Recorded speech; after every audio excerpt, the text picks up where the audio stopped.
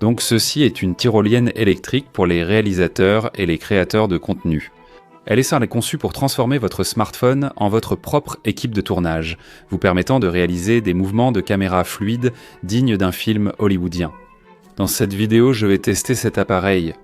Je veux filmer assez de plans pour faire une séquence cinématographique qui semble réalisée par une équipe, alors que je suis seul avec un téléphone. Est-ce vraiment possible ? Voyons ça.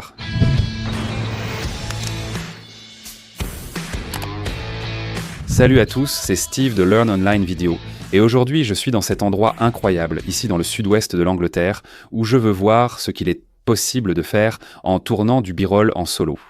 Aujourd'hui, pas d'équipe de tournage, seulement moi et mon sac photo. D'accord ? Donc ça, c'est le Viral Lite. C'est une caméra sur câble électrique conçue pour les cinéastes et les créateurs de contenu, et son fonctionnement est simple. Vous attachez une extrémité de la corde à un arbre, un poteau ou un rocher solide. Vous faites la même chose avec l'autre extrémité et vous tendez la corde. Ensuite, vous fixez le Viral comme ceci, ainsi que votre caméra. Maintenant, vous pouvez utiliser à peu près n'importe quelle caméra, mais pour faire simple, je vais utiliser un smartphone. C'est là que ça devient intéressant. Avec cette télécommande, on peut monter ou descendre la caméra sur la corde. Ceci pourrait être l'un des meilleurs et plus uniques outils pour filmer en solo, coûtant moins de 350 livres. Découvrons ce qu'il peut faire et filmons quelques séquences. D'accord, donc voici notre premier lieu. Mettons la scène en place et capturons un plan d'ouverture pour cette séquence.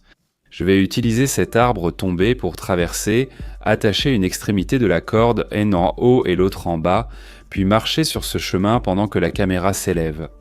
Au fait, si vous essayez de capturer des plans comme celui-ci, assurez-vous de le faire en toute sécurité. Commencez dans un endroit plus sûr. Vous pourriez simplement utiliser un lampadaire, mais ça va donner une super prise de vue. Nous avons fixé la sangle à l'arbre puis attaché la corde à celle-ci.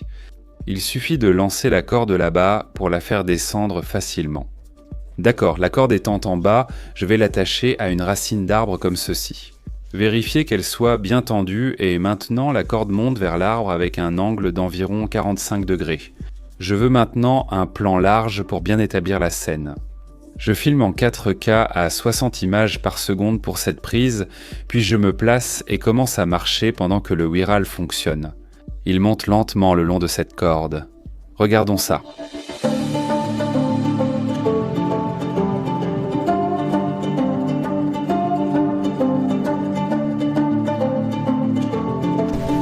D'accord, ça ne rend pas mal. Je suis plutôt content de ça pour un plan d'ouverture. Maintenant, un petit conseil ici, et quelque chose que j'aime toujours faire, surtout quand je filme seul, c'est aussi de prendre un plan de moi en train de revenir, parce que ça va vraiment vous aider à maximiser vos prises de vue. Avec cette tyrolienne, c'est l'installation qui est longue, pas la capture des plans. Donc plus vous pouvez obtenir de plans à partir d'une seule installation, mieux c'est. Jusqu'ici tout va bien. Passons à l'emplacement suivant. La clé d'une bonne séquence est de varier les plans. Pour la prochaine installation, je veux tenter quelque chose de très différent. Donc j'ai attaché la corde à cet arbre ici, qui va jusqu'à là-bas, avec la caméra beaucoup plus près du sol cette fois-ci. Je veux placer cette herbe au premier plan pour donner plus de profondeur et d'intérêt à ce plan. Donc je vais commencer tout là-bas et marcher vers la caméra pendant que la caméra glisse doucement à travers l'herbe. J'utiliserai aussi mon téléobjectif avec un zoom bien plus fort que sur le premier plan, pour un rendu et une ambiance très différents. D'accord, donc je vais marcher par ici, me mettre en position, télécommande à la main, et je vais simplement marcher vers la caméra. J'espère que cette prise de vue montrera bien le mouvement et la profondeur grâce au premier plan, au plan intermédiaire et à l'arrière-plan. Croisons les doigts, nous avons une autre belle prise à ajouter. Voyons.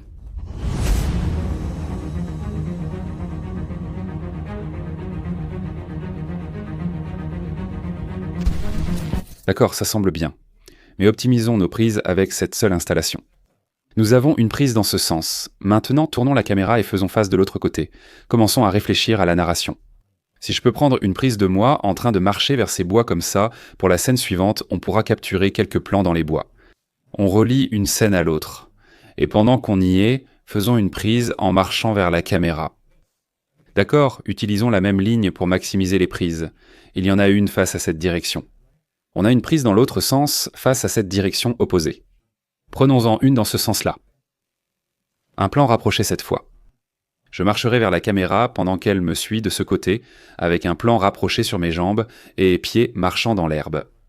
Nous avons maintenant 4 plans avec la même réplique. Mais voici un conseil utile, surtout si vous manquez de plans au montage. Essayez de refléter ou inverser vos plans. Par exemple, voici ce plan original, mais si je l'inverse dans mon logiciel de montage, il prend une toute autre ambiance. Et évidemment, ça ne fonctionnera pas avec chaque plan, surtout si vous avez du texte ou quelque chose comme ça qui gâche tout. Mais si vous êtes dans un endroit comme celui-ci, inverser vos plans peut vraiment vous sauver la mise lors du montage. D'accord, on fait de super progrès, maintenant allons dans ces bois et voyons quel plan on peut obtenir.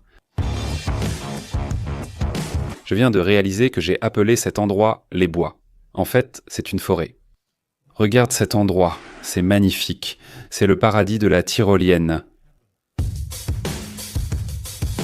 D'accord, nous sommes dans la forêt et comme tu peux le voir, l'ambiance et l'apparence sont très différentes, ce qui rend cette séquence intéressante. Il y a plein d'arbres auxquels attacher notre corde, alors installons-nous et commençons à prendre quelques plans. Je choisis une ligne plus longue cette fois, puisqu'on a 50 mètres de corde, autant en profiter. Je ne suis pas doué pour les nœuds, je bricole à chaque fois, mais tant que la tyrolienne marche, ça me va. Je n'ai pas réussi à tendre la corde autant que je l'aurais voulu pour cette prise. On peut le voir à quel point elle s'affaisse quand la bobine de fil descend dessus. Ce n'est pas parfait, mais ça ira pour l'instant. Pour cette scène, je marche le long de la ligne en variant les plans au maximum. J'utilise l'objectif grand angle, le standard, et je repositionne la caméra pour avoir des plans de côté, de face et de dos. Avec un peu de chance, cela fera croire que la scène est filmée avec plusieurs caméras. Voyons.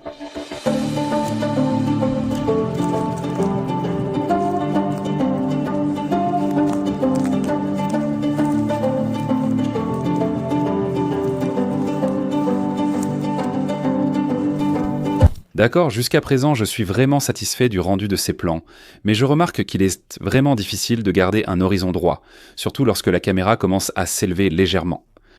Les choses ne deviennent date bancale. Je peux corriger cela en post-production avec une rotation image par image pour garder le plan droit, mais ce n'est pas l'idéal. Donc ce que je me demande c'est, et si j'attachais un stabilisateur à la tyrolienne ? Non seulement cela permettrait d'obtenir un plan beaucoup plus fluide, mais cela aiderait aussi à garder ce plan bien droit. J'ai quelques stabilisateurs dans la voiture que je pourrais prendre après notre prochain spot, mais garde cette idée en tête pour l'instant, parce que notre prochaine destination a une cascade et j'espère vraiment pouvoir installer la tyrolienne très haut pour simuler des plans de drone. Alors allons-y maintenant et installons-nous. Alors ce plan n'a vraiment pas été facile. Ça a pris un peu plus de temps, mais j'ai réussi à faire passer la corde de cet arbre ici, tout au long de la rivière jusqu'ici. Très haut, c'est le plan le plus élevé de la journée. Je veux quelques plans panoramiques, avançant vers la cascade. Une autre façon efficace de donner l'impression de prise de drone est de filmer en vue aérienne, caméra pointée vers le bas, en survolant votre tête. Si vous voyez un plan comme celui-ci, il y a de fortes chances que vous pensiez qu'il a été filmé avec un drone et non avec un smartphone. Donc c'est vraiment une excellente façon d'ajouter un peu plus de valeur de production à ces plans. Je vais prendre quelques prises avec l'objectif grand angle. Cela donnera vraiment l'impression d'un plan de drone. Je vais prendre quelques plans en traversant ces feuilles pendant que je monte cette colline. Encore une fois, tous ces plans sont utilisés à partir de la même ligne. Nous faisons simplement bouger et repositionner la caméra à chaque fois pour changer l'angle et la perspective. D'accord, donc je suis revenu à la voiture pour prendre un stabilisateur. J'en ai plusieurs avec moi aujourd'hui, mais celui que je vais utiliser, c'est celui-ci. C'est le DJI Osmo 6 et il y a plusieurs raisons pour lesquelles j'ai choisi ce stabilisateur. La première, c'est la taille de cet appareil. Il est minuscule. Il est petit, compact et léger. Désolé, j'ai eu une petite visite. Le voilà, regardez. Tu fais quoi, mon pote ? Tu vas où ? Il est venu voir ce qui se passe. J'ai choisi ce stabilisateur pour son suivi intelligence artificielle très performant avec contrôle gestuel. Ce sera très utile quand il sera sur la tyrolienne. Avec mon smartphone et le stabilisateur fixé à la tyrolienne, je peux lever la main ainsi et le stabilisateur me suivra en me gardant au centre du cadre. Je viens de faire quelques prises de vue d'essai avec cette configuration pour voir si ça fonctionne vraiment et je suis en fait vraiment surpris de voir à quel point ça marche bien. J'ai testé différents types de prises de vue, certaines où la caméra passe rapidement devant moi et effectue un panoramique en même temps, les dorsants en célant porta, d'autres d'acham où je marche et m'arrête. J'ai testé plusieurs vitesses. Cet engin peut aller jusqu'à 35 km/h en mode sport, mais après l'avoir craché, je préfère le laisser en mode normal pour l'instant. Et regarde, je suis vraiment content de cette configuration parce qu'on obtient maintenant des mouvements de caméra beaucoup plus dynamiques. La caméra fait des panoramiques et des inclinaisons en se déplaçant sur la tyrolienne. Je pense qu'on tient vraiment quelque chose ici. Le système de tyrolienne stabilisé pour smartphone est maintenant ma méthode favorite pour filmer du b-roll en solo, même si ce n'était que des essais. Je ne suis pas vraiment fan de cet endroit. Ce n'est pas particulièrement intéressant, alors gardons cette installation pour la prise finale de cette séquence et finissons en beauté. Je vais donc ranger le stabilisateur pour l'instant et nous allons passer à notre prochain endroit. Parce qu'à la prochaine étape, j'ai quelques idées qui, je pense, vont vraiment augmenter la valeur de production de cette séquence. Maintenant, une chose qui, selon moi, manque à cette séquence et que j'ai vraiment envie d'essayer, c'est de faire passer la caméra et la tyrolienne à travers quelque chose, un espace assez étroit, parce que non seulement cela va accentuer le mouvement, mais en plus, ça donnera un plan beaucoup plus unique. Voilà l'idée, je vais faire passer la tyrolienne entre cet arbre et ces rochers. Je vais attacher la corde à cet arbre ici et l'envoyer tout là-haut pour que la caméra passe ensuite devant moi, pendant que je grimpe entre cet arbre et ces rochers.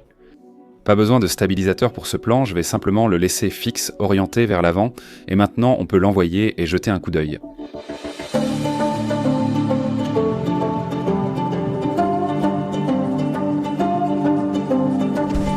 D'accord, ce plan me plaît. Comme d'habitude, j'aime avoir plusieurs prises avec la même installation. Donc je vais en prendre une de plus pendant que la caméra redescend. J'aime vraiment ces plans jusqu'à présent. C'est définitivement l'un de mes préférés. J'adore l'aspect et l'ambiance de ce plan quand la caméra avance à travers ces arbres et ces rochers. J'apprécie vraiment que l'environnement soit assez chargé. Non seulement cela ajoute plus d'intérêt et de profondeur au plan, mais ça fait aussi un excellent travail pour cacher la corde. La corde est bien dans le cadre, mais cela ne se voit pas clairement. D'accord, comme toujours, tirons le meilleur parti de cette configuration. Je vais filmer en marchant de gauche à droite en haut ici, puis pivoter la caméra pour obtenir un plan vers la gauche en la glissant vers le haut tout en avançant vers la caméra. La caméra a presque frappé mon visage, mais j'espère que cela rend le plan plus intéressant et maintient l'attention du public. D'accord, nous sommes vraiment proches d'avoir tout ce dont nous avons besoin pour créer cette séquence finale, mais il nous manque clairement un plan final, une sorte de plan héroïque. En général, pour un plan final, la caméra s'éloignerait de la scène au lieu d'avancement. C'est vraiment ce que je voudrais pour cette séquence. D'accord, voilà l'idée. Je vais me tenir au bord de ce rocher ici et essayer d'une manière ou d'une autre de faire passer ma ligne jusqu'à là-bas, attachée à cet arbre, pour que la caméra puisse ensuite s'éloigner pendant que je regarde depuis le sommet de ces rochers. Maintenant, il faut que j'arrive d'une manière ou d'une autre à faire passer ma corde tout en haut de cet arbre. Bon, ça m'a pris un certain temps, mais finalement j'ai réussi à balancer et lancer la corde par-dessus la branche.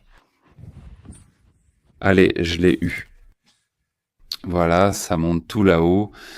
La corde étant tendue et sécurisée, j'ajoute la tyrolienne et le stabilisateur. C'est parti pour la dernière prise de la journée.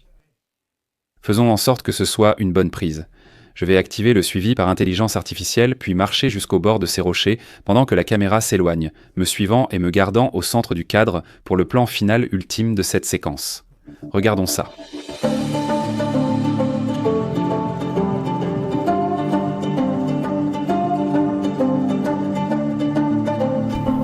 On a désormais assez de prises pour créer une séquence et je suis satisfait du rendu visuel, mais la musique et les effets sonores seront très importants. Avec toutes ces prises réalisées sur un smartphone en utilisant le micro interne, le son va être horrible. Donc je vais complètement supprimer tout l'audio enregistré par le smartphone et concevoir le design sonore de cette séquence à partir de zéro. D'accord, donc nous avons capturé tous nos plans, certains uniquement avec une tyrolienne, d'autres avec un stabilisateur et une tyrolienne. Nous avons mis de la musique, des effets sonores et corrigé les couleurs. Regardons le résultat.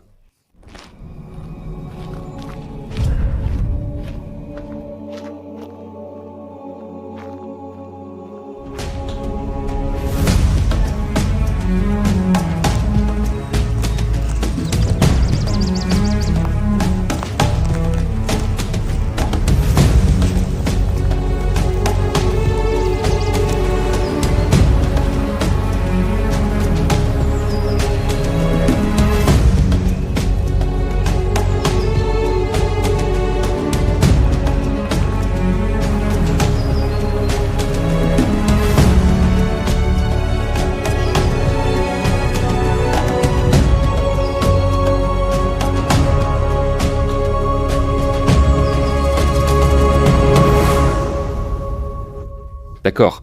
Qu'as-tu pensé de cette séquence? Je suis curieux d'avoir ton avis.